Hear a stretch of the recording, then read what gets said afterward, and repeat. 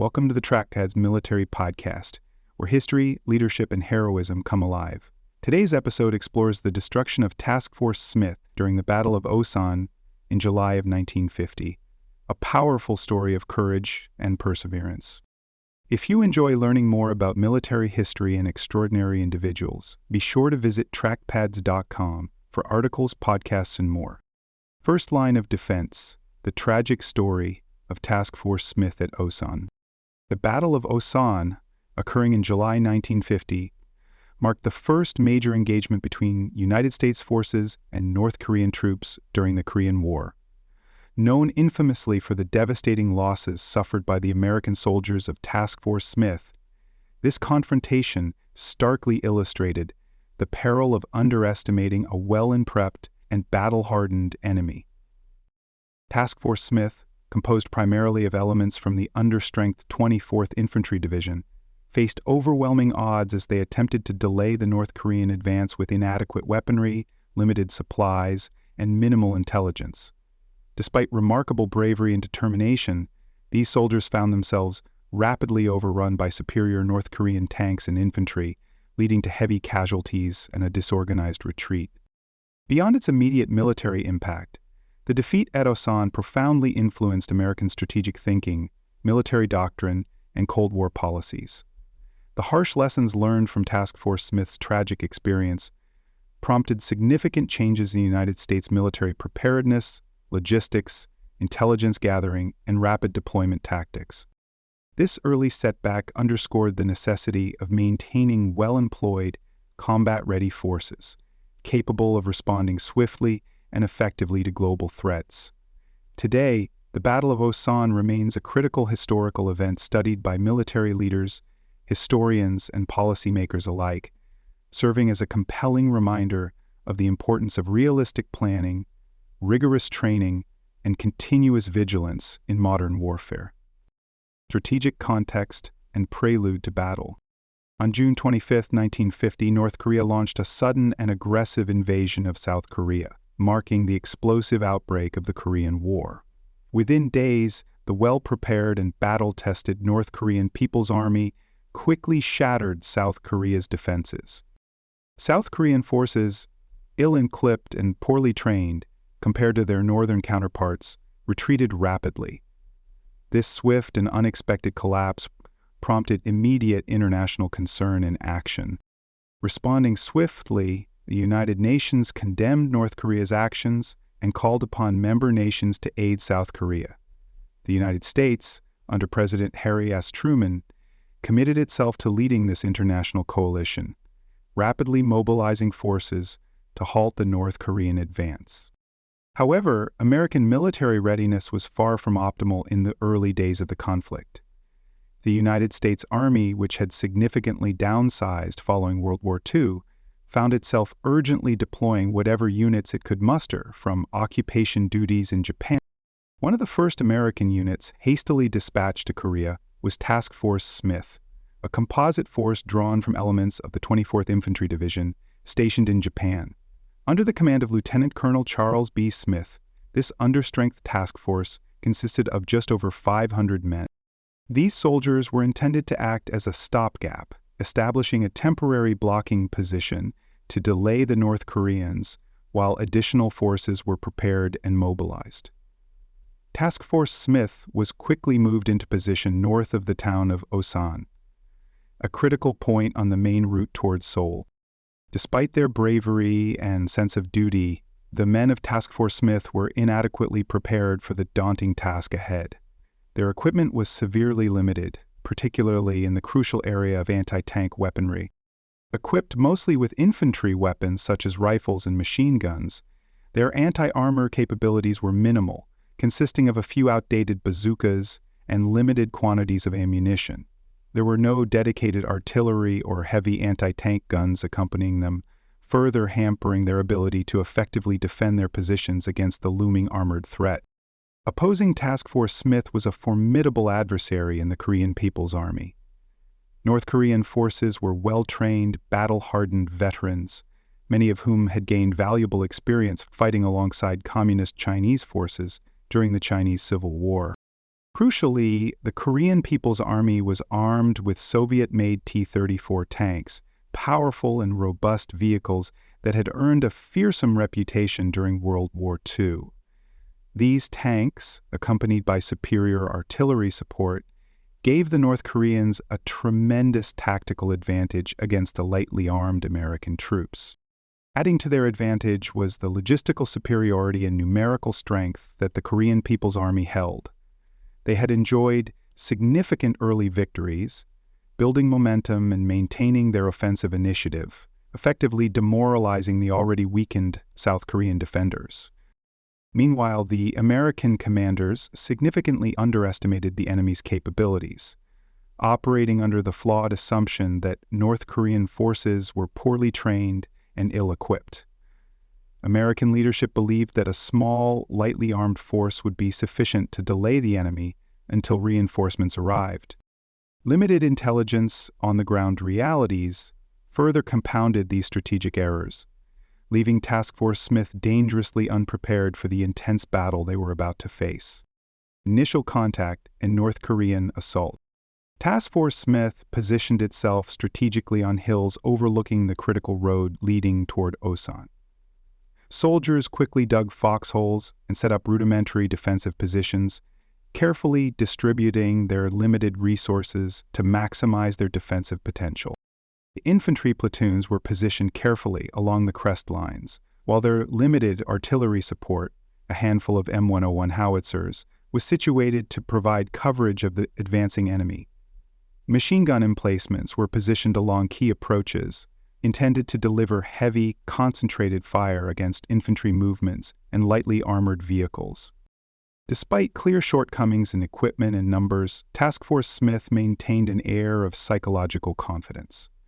Many soldiers believed that their entrenched positions, combined with their military training and discipline, would be sufficient to hold back any immediate threat. Morale was bolstered by youthful bravado and an assumption that the enemy would retreat when faced with determined American resistance. However, these beliefs were soon tested by the formidable approach of the advancing enemy armor. The North Korean advance began ominously, with Soviet-made T-34 tanks roaring down the highway toward Task Force Smith's positions. These tanks, heavily armored and virtually impervious to the Americans' limited anti-tank weaponry, quickly highlighted the critical flaws in the defenders' preparations. Soldiers armed with 2.36-inch bazookas, the standard American anti-tank weapon of World War II, soon found them utterly inadequate, with their rounds bouncing harmlessly off the thick armor plating of the T-34s. This alarming ineffectiveness created immediate panic and forced the infantry to seek alternative measures. As a desperate measure, Task Force Smith's gunners pivoted their M101 howitzers into direct fire positions, aiming their artillery at point-blank range to slow or disable the advancing tanks. Despite the valiant effort, the light howitzers had limited armor-piercing capabilities, causing negligible damage and barely slowing the armored columns. The tanks, largely unhindered by these makeshift defensive efforts, pressed forward relentlessly, bypassing the infantry emplacements and disrupting the American lines. Following closely behind the armored spearhead, waves of infantry from the North Korean 4th Division surged forward aggressively, capitalizing on the initial shock and disruption. These infantry units, battle-hardened and disciplined, launched coordinated attacks with overwhelming automatic weapons fire, severely testing the American defenses. Task Force Smith's limited ammunition supplies quickly dwindled under the relentless assault, leaving soldiers dangerously low on rounds and increasingly vulnerable. Efforts by United States aircraft to provide air support had minimal impact, as their sporadic attacks failed to disrupt the momentum of the North Korean infantry. Compounding the physical challenges was the rapid breakdown of critical communication and coordination systems.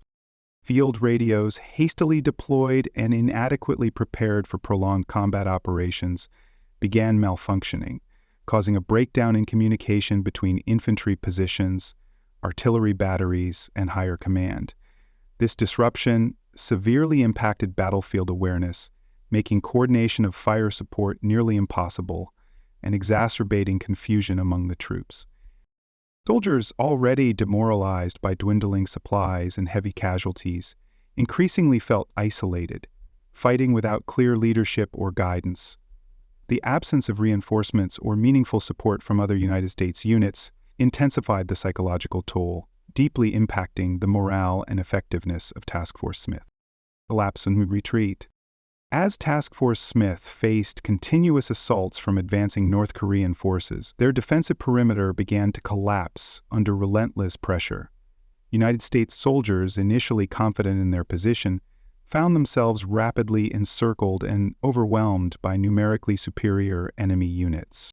Combat intensified dramatically, devolving into fierce, close-quarters engagements as soldiers fought desperately to maintain cohesion and survive. Many American troops, driven by necessity and determination, made last-ditch efforts to resist, engaging the enemy with rifle butts, grenades, and even bayonets. Despite their extraordinary courage, Task Force Smith rapidly suffered devastating casualties. Severely wounded soldiers found themselves in an impossible situation as medical evacuation became unattainable amidst the chaos of the collapsing front. Many injured troops were tragically left behind, forced to await capture or worse, unable to be evacuated under relentless enemy pressure. Soldiers who still retained mobility attempted to sabotage and destroy remaining heavy weapons and sensitive equipment, determined to deny their adversaries valuable resources. The chaotic retreat quickly descended into disorganized panic, as soldiers separated from their units and lacking clear command scrambled desperately for survival. Heavy enemy fire continued to chase down retreating American forces, exacerbating casualties and further eroding unit cohesion. Spared equipment was abandoned along roads and in hastily deserted defensive positions, as troops discarded anything hindering their desperate flight. Confusion over escape routes and rallying points multiplied the carnage, causing additional avoidable casualties as soldiers became trapped or ambushed.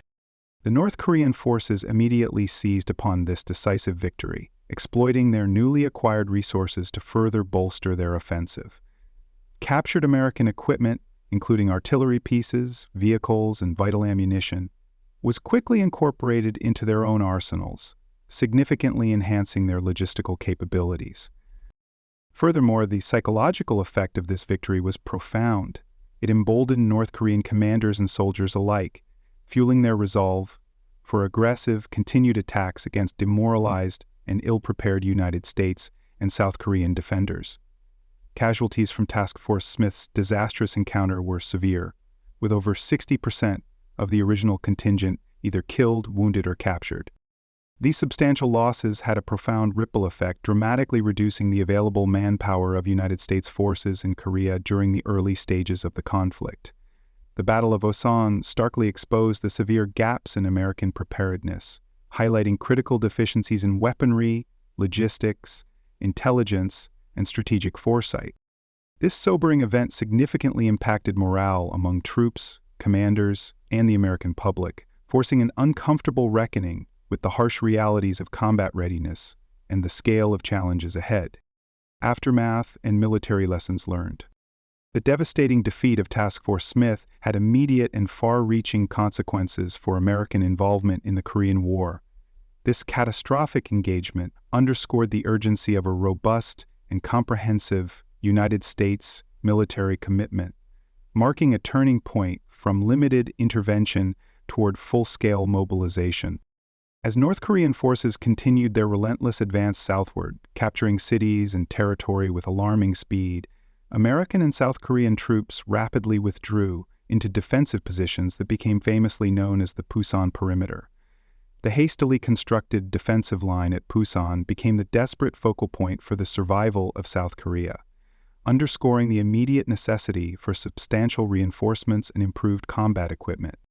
The profound shock caused by Task Force Smith's defeat emphasized several critical lessons about military preparedness and readiness. Foremost among these was the stark realization of the dangers posed by underestimating an opponent's capabilities in modern warfare.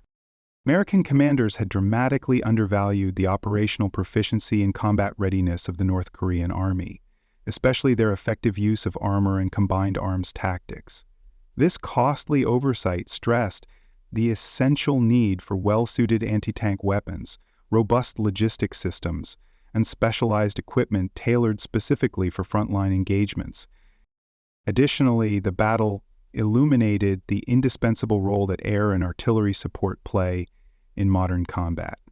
Task Force Smith's isolation without sufficient fire support clearly demonstrated the tactical vulnerabilities inherent in deploying lightly armed infantry without adequate supporting elements.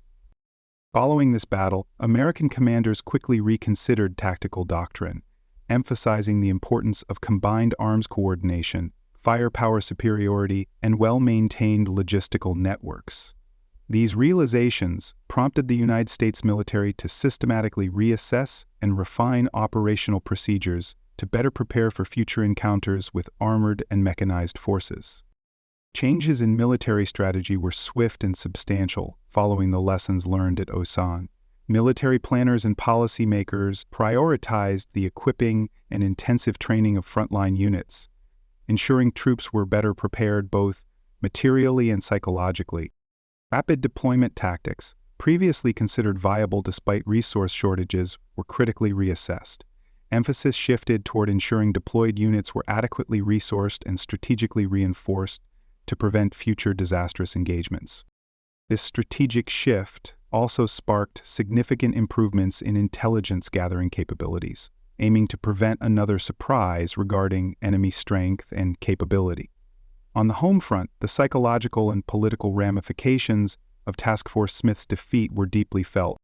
The American public, confronted with the harsh realities of warfare through the shocking loss, quickly came to understand the true seriousness and potential cost of engagement in Korea. Politically, this sobering event generated significant pressure on leaders in Washington, compelling them toward stronger and more decisive military action. Leaders and the American public alike experienced profound anxiety and introspection, leading to intense debates on the necessity and scale of involvement, ultimately galvanizing a unified resolve to avoid repeating the costly errors of Task Force Smith. Legacy and historical significance. The sacrifice and bravery exhibited by Task Force Smith have been widely recognized and commemorated through various memorials and tributes, serving as poignant reminders of the human cost of war. Monuments erected near Osan and at military installations in the United States honor these soldiers, ensuring their bravery and dedication are remembered.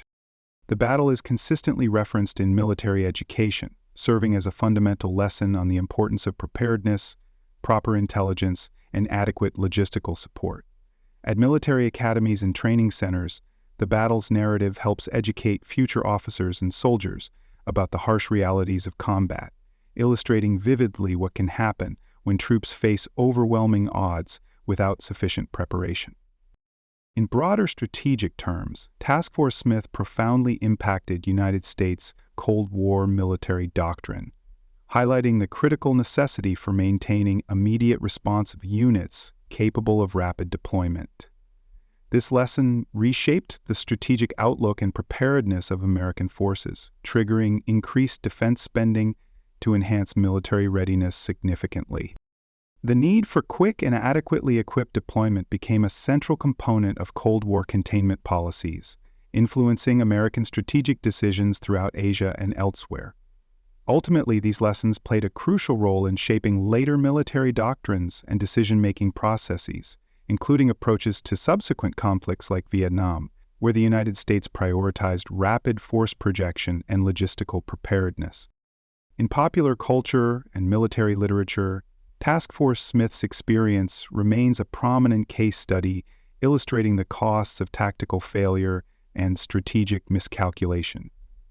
Historians and documentary filmmakers frequently reference this battle, emphasizing the consequences of underestimating enemy capabilities. Korean War narratives often feature Task Force Smith prominently, using it as a powerful example of the sacrifices made during the early stages of the conflict. Additionally, modern military training employs the events at Osan as a cautionary tale, instructing military professionals on the necessity of thorough preparation, robust logistics, and realistic intelligence assessments. The ongoing relevance of Task Force Smith extends deeply into contemporary military planning, where readiness for sudden, unexpected conflicts remains a cornerstone principle. Modern rapid deployment forces consistently integrate lessons from this battle, focusing heavily on ensuring units are appropriately equipped, supported by robust logistics, and backed by accurate, timely intelligence. The experience at Osan continues to shape American military policies, reinforcing the necessity for immediate response capabilities in diverse global scenarios. Military planners regularly reference Task Force Smith as justification for maintaining strong intelligence capabilities, logistical infrastructure, and readiness standards, ensuring contemporary forces do not repeat past strategic and tactical missteps. The historical significance of Task Force Smith transcends its immediate military implications, becoming symbolic of the initial struggles faced by United States forces in Korea and the broader complexities of Cold War military engagements. This symbolism has resonated deeply in the American military ethos, where the courage and sacrifice of those early defenders are continually honored. The legacy of this battle underlines the enduring importance of realistic strategic planning, continuous preparation, and comprehensive understanding of potential adversaries in modern military practice. The Battle of Osan, therefore, stands as a timeless reminder of both the human dimension of warfare and the strategic imperatives that must guide future conflicts. Conclusion. The devastating defeat of Task Force Smith at the Battle of Osan serves as an enduring lesson in military history, emphasizing the critical importance of preparedness, accurate intelligence, and robust logistical support. The battle revealed stark deficiencies in the United States military capabilities at the outbreak of the Korean War, driving significant strategic and doctrinal changes that shaped Cold War policy and subsequent conflicts. Task Force Smith's experience continues to inform military training, doctrine, and rapid deployment strategies, reminding modern military planners of the severe consequences of underestimating an enemy's strength and capabilities. Beyond strategic implications, the courage and sacrifice demonstrated by Task Force Smith have been widely honored and memorialized, standing as a powerful symbol of American resilience and determination in the face of overwhelming odds. Their actions have resonated deeply, influencing not only military education and strategic policies, but also how the Korean War is remembered in popular culture and historical analysis. Today, the legacy of Task Force Smith endures, ensuring future generations appreciate the profound human costs of war and the vital necessity of maintaining military readiness in an unpredictable and ever-changing global landscape. Thank you for joining me on today's episode of Trackpads. If you would like to dive deeper into more stories of bravery, leadership, and history, visit trackpads.com. Until next time, keep exploring, stay inspired, and remember, the lessons of the past shape the warriors of the future.